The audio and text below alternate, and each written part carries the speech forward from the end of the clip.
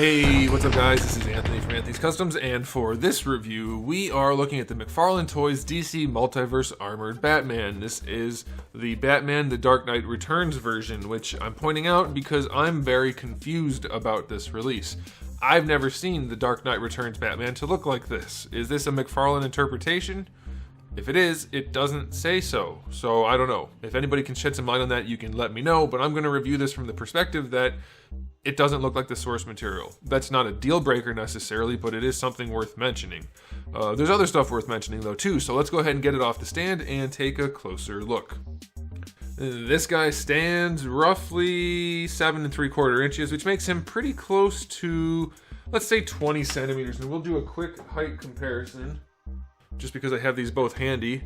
He is a lot bulkier and bigger than your average Batman from the same line, so that's kind of a cool thing. And before we do a question of the day, I'll point out I've never been a huge fan of the excessively bulky armor in the source material, and I think this is a perfectly cool interpretation.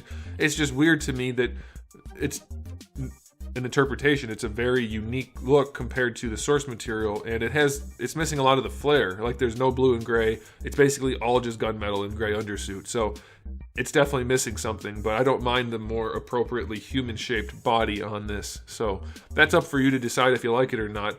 But it is definitely not what I think it's supposed to be based on. If there's something that I don't know about, you guys let me know. I'm perfectly happy to hear that this is exactly based on source material, but I don't know it.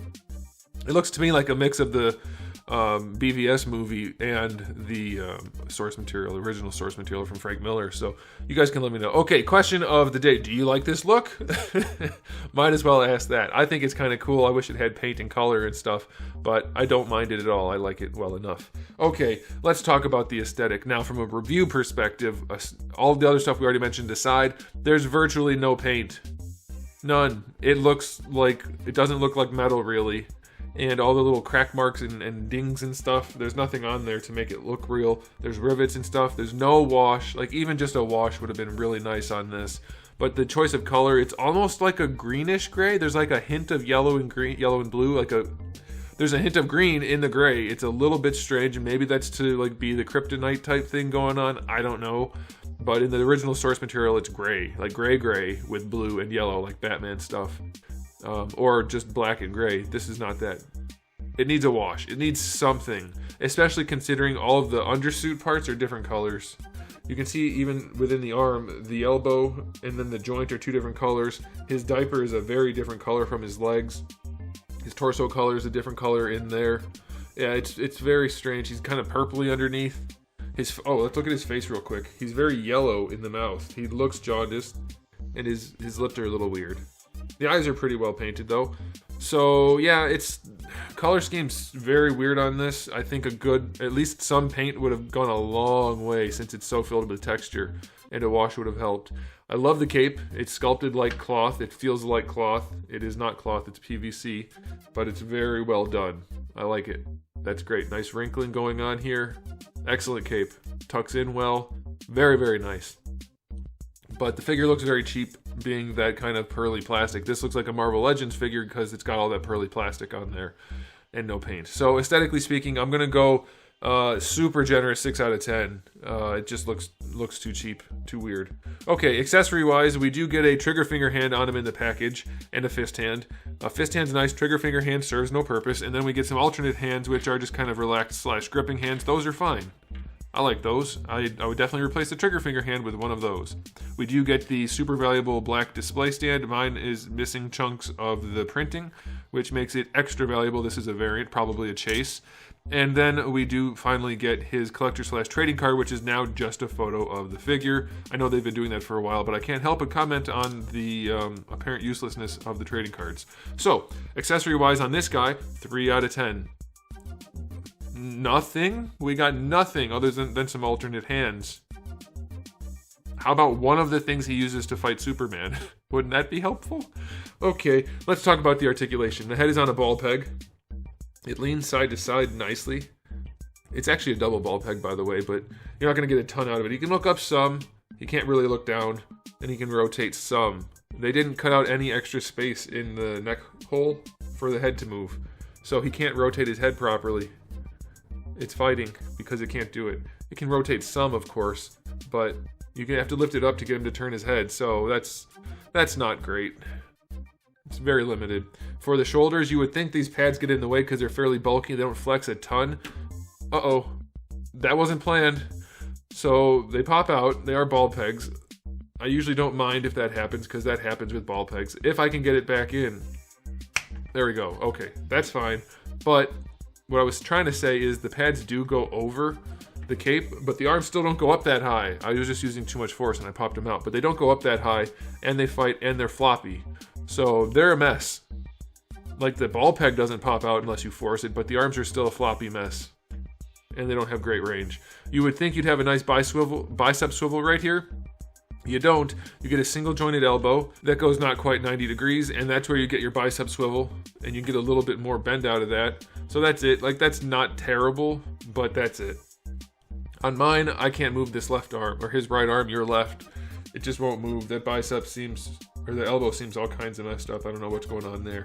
It won't move. So maybe yours is like that, maybe not. I can't say if it's a universal issue. For the wrists, we have ball hinges, which have very little range, but they have some, so that's fine. He's got big gauntlets. I don't really care. That's fine.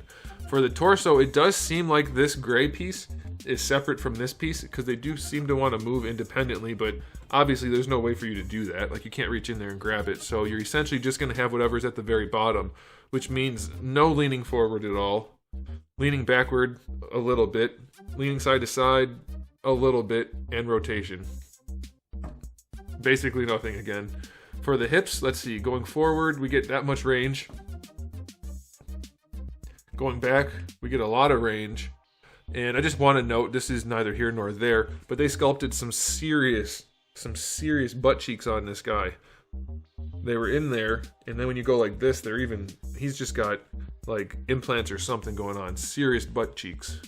Thigh swivel is tiny bit, just a little bit. Going out to the side, not even 45 degrees. No thigh swivel down here, by the way. It's only up in the hip, so it's very limited. The knees work surprisingly well, but since you can't really move the legs anywhere, it's kind of pointless. That kind of sucks. This is a hollow piece. I've heard some people complain about that you can see all the way in there, and yeah, it's not good seeing in there, but you can probably hide that, and it does afford pretty good range out of the ball hinge in there for the ankle. Like, it's not quite stiff enough to work properly, but you do get much better range than you would if that wasn't a hollow piece. So I like that. I think that's a fine idea, having this be a softer PVC and getting a decent ball hinge down here, but the hinge isn't quite stiff enough. So kind of a bummer, kind of a good thing at once. And then the toe hinge is not bad, except it's huge and in the wrong part of the foot. Like, nobody's foot bends almost in the middle. That's weird, but it's relatively okay, I guess. So articulation on this guy, not surprisingly limited, but not as good as it could have been, despite the character design's limitations. So I'm going to give it a 5 out of 10. Yeah, it's going to be almost impossible to pose this guy in any good way. So that's a bit of a bummer. So final verdicts on this guy. It's another weird one. It doesn't quite match what I believe the source material is. If I'm wrong about that, fine. That's not a knock then. But if it is what I think it is, which is it's a unique design that was still implemented especially poorly, even given that it could have been done a lot better, it's just weird. It's weird. It could have been so much better in this lankier version. But even if it was thick, things that aren't good on here could be better. Like, on a super thick character, you can have better elbows, or better hips, or better shoulders. Like, there's so many things that could have been better. Really, the only thing above reproach here is the cape. It's really, really nice. It's a very nice cape. The rest of the figure is just so mediocre to bad. It's not, I don't think it's worth buying, frankly. So I'm going to give it a final rating of 6 out of 10.